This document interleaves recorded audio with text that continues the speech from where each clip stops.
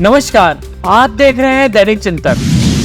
पूरे देश दुनिया में भिलाई स्टील प्लांट के कारण मशहूर था, लेकिन अब सौरभ चंद्राकर के कारण मशहूर हो रहा है।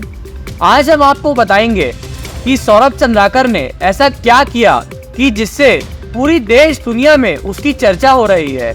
यह मामला एक शादी में खर्च हुए 200 करोड़ रुपए से जुड़ा है, जहां बॉलीवुड की मशहूर हस्तियों ने परफॉर्मेंस दिया और तकरीबन 114 करोड़ रुपए हवाले के माध्यम से लिया। महादेव बुक ऐप, जिसके मालिक की शादी में 200 करोड़ रुपए खर्च होने की बात सामने आई है। जब ईडी ने इससे जुड़े हुए मामले की जांच की तो पता लगा कि मुंबई की एक इवेंट कंपनी को 112 करोड़ रुपए कैश दुबई में मिले और ये सारा पैसा हवाला के जरिए आया। इस इवेंट मैनेजमेंट कंपनी को हायर किया, उसका नाम है सौरभ चंद्राकर। वो सौरभ चंद्राकर वही है जो इलीगल सट्टे व बैटिंग का काम करता है और जिसके तकरीबन 300 से 400 लोगों को पुलिस ने पकड़ा है। इस काम के लिए उसने कई वेबसाइट और ऐप भी बनवाया है। इसका उपयोग मनी लॉन्ड्रिंग के लिए होता है। इसी मामले में रवि उप्पल की भाभी को ईडी मुंबई से रायपुर लेकर आई और उसे शनिवार को घंटों पूछताछ की गई। यह भी कहा जा रहा है कि रवि के दूसरे परिजनों को भी पूछताछ के लिए बुलवाया जा रहा है। उन्हें पूछताछ के सहयोग करने के निर्देश भी दिए हुए हैं। सूत्रों के मुताबिक रवि उप्पल के परिजनों को भी ट्रांजैक्शन को लेकर पूछताछ करने के लिए सम्मन जारी किया गया है। ईडी पूर्व में 30 से ज्यादा लोगों से इस मामले में पूछताछ कर चुकी है और ईडी फिर उन लोगों को पूछताछ करने वापस भी बुला सकती है। यह सारा मामला 2022 में सामने आया, जब मोहन नगर थाना में इसकी शिकायत दर्ज हुई और इस पूरे मामले को गंभीरता से लेते हुए उस समय के पुलिस अधीक्षक डॉक्टर अभिषेक पल्लव ने एक के बाद एक कार्रवाई की और इस पूरे मामले को जड़ से खत्म करने के लिए कमर कसी। पुलिस सूत्र यह भी बताते हैं कि इस पूरे मामले की जानकारी उस समय के पुलिस अधीक्षक डॉक्टर अभिषेक पल्लव ने ही ईडी को दी थी। उसके बाद ईडी हरकत में आते हुए पूरे मामले की जांच गंभीरता से ली और इससे संबंधित लोगों के यहाँ छापा मारा और कई जानकारी हासिल करने के बाद शुक्रवार को कलकत्ता, भोपाल, मुंबई सहित कई जगह तलाशी ली और तकरीबन 417 करोड़ रुपए जब्त किए। एजेंसी ने कहा कि यह मामला मनी लॉन्ड्रिंग से जुड़ा है। सौरभ चंद्राकर, आज इस नाम से आप सभी भली भांति वाकिफ हैं। सौरभ चंद्राकर कौन है, आप सोच रहे होंगे। सौरभ चंद्राकर भिलाई का रहने वाला एक साधारण परिवार का लड़का है, जिसके पिताजी नगर निगम भिलाई में नौकरी करते थे और अभी 2-3 साल पहले ही वह वीआर लिए हैं। सौरभ चंद्राकर बचपन से ही गलत आदतों में था। उसे जुआ खेलना पसंद था। 17 साल की उम्र से वह जुआ खेलता आ रहा था। कभी हार कभी जीत होती। सौरभ चंद्राकर की जीत की वजह से महत्वाकांक्षा रोज बढ़ती गई, लेकिन जुआ ऐसा खेल नहीं है कि जिसमें हर समय जीत हो।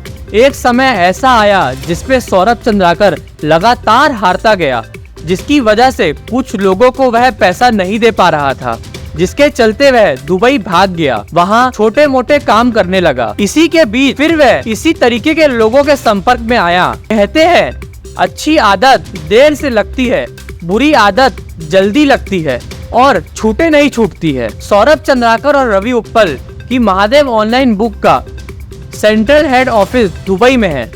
दुबई से बैठकर इसको ऑपरेट करते हैं। फ्रेंचाइजी के माध्यम से अलग अलग लोगों को चलाने के लिए देते हैं, जिसमें 70% सौरभ चंद्राकर और रवि उप्पल का रहता है और 30% फ्रेंचाइजी वालों का। सट्टेबाजी की आय का विदेशी खातों में भेजने के लिए बड़े पैमाने में हवाला ऑपरेशन किया जाता है। भारत में वेबसाइट के विज्ञापन के लिए नगद में बड़ा खर्चा भी किया जाता है। नए यूजर और फ्रेंचाइजी चलाने वालों को आकर्षित किया जाता है।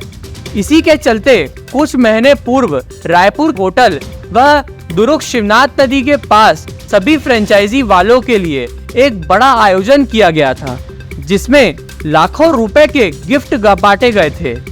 इस तरीके से वेबसाइट और ऐप भारत में पूर्ण रूप से बैन है, लेकिन इसे अवैध रूप से सौरभ चंद्राकर और रवि उप्पल को युवकों को लालच देकर फ्रेंचाइजी चलाया जा रहा है। पहले यह सट्टेबाजी का काम दुर्ग भिलाई में चलाया जाता था, लेकिन अब यह पूरे देश में चलाया जा रहा है। पहले सौरभ चंद्राकर भिलाई आकाशगंगा सुपेला में हिमालय कॉम्प्लेक्स के पास महादेव जूस के नाम से ठेला लगाया।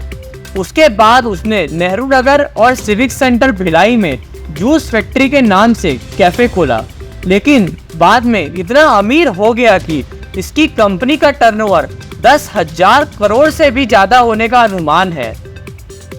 इससे भी बड़ी बात यह है कि फलों के जूस की दुकान चलाने वाला यह आदमी हजारों करोड़ों की कंपनी का मालिक बन गया और फरवरी के महीने में इसने शादी में 200 करोड़ रुपए खर्च कर दिए। आप इन तस्वीरों में देख सकते हैं कि शादी का आयोजन कितना भव्य था और शादी समारोह को भव्य बनाने के लिए मुंबई की एक इवेंट मैनेजमेंट कंपनी को हायर किया गया, जिसका काम था कि बॉलीवुड की मशहूर हस्तियों को परफॉर्मेंस के लिए यहाँ लाना। इन 15 बॉलीवुड हस्तियों में आतिफ असलम, यह एक पाकिस्तानी सिंगर है। राहत फतेह अली खान, यह भी एक सिंगर है। अली असगर, भारतीय अभिनेता और हास्यकार हैं। विशाल ददलानी, भारतीय गायक हैं। टाइगर श्रॉफ, फिल्म अभिनेता है। नेहा कक्कड़, भारतीय गायिका हैं। एली अवराम, स्वीडिश एक्ट्रेस है। भारती सिंह, हास्य कलाकार व अभिनेत्री हैं। सनी लियोनी, भारतीय अभिनेत्री हैं। भाग्यश्री, हिंदी और भोजपुरी फिल्मों में अभिनेत्री। पुलकित, भारतीय अभिनेता है। कृतिक हरबंडा, भारतीय अभिनेत्री हैं। नुसरत भरूचा, भारतीय अभिनेत्री। कृष्णा अभिषेक, भारतीय हास्यकार हैं। सुखविंदर सिंह, यह एक प्लेबैक सिंगर है। इन सब ने परफॉर्मेंस दिया और दुबई में इस शादी में शामिल हुए और इसके बदले में इनको करोड़ों रुपए फीस के तौर पर दिए गए। यह सारा पैसा हवाला के माध्यम से दिया गया। हवाला का मतलब है गैर कानूनी तरीके से एक जगह से दूसरी जगह पैसा ट्रांसफर करना कहा जाता है। इसे आप ब्लैक मनी ट्रांजैक्शन भी कह सकते हैं। लेकिन अब इस ब्लैक मनी मामला इन बड़ी बड़ी हस्तियों से जुड़ रहा है जिसे आप अपना रोल मॉडल मानते हैं। हमारे देश में अभिनेता और अभिनेत्रियों को अपना आदर्श भी माना जाता है, लेकिन जब इस तरीके के इवेंट में ये हस्तियां नाच गाना करते हैं और जब बात खुलती है तो ये कहते हैं कि हम तो कलाकार हैं, लेकिन जब ये बात कोई फिल्म साइन करने की है तो जब ये कई बार फिल्म के बारे में बात करते हैं, कितना उनका रोल है, क्या डायलॉग है और उनको क्या मिलेगा, फिल्म चलेगी कि नहीं, वगैरह वगैरह। लेकिन इस तरीके के आपराधिक लोगों के आयोजन में जाने से इनको कोई परहेज नहीं होता, क्योंकि वहाँ इनको करोड़ों रुपए मिलते हैं। ईडी सूत्रों की माने तो अब इन 15 बॉलीवुड हस्तियों से भी पूछताछ की जाएगी। धन्यवाद। आप देख रहे हैं दैनिक चिंतक। आगे की अपडेट के लिए बने रहे हमारे साथ। हमारे चैनल को लाइक, सब्सक्राइब और शेयर करना ना भूलें।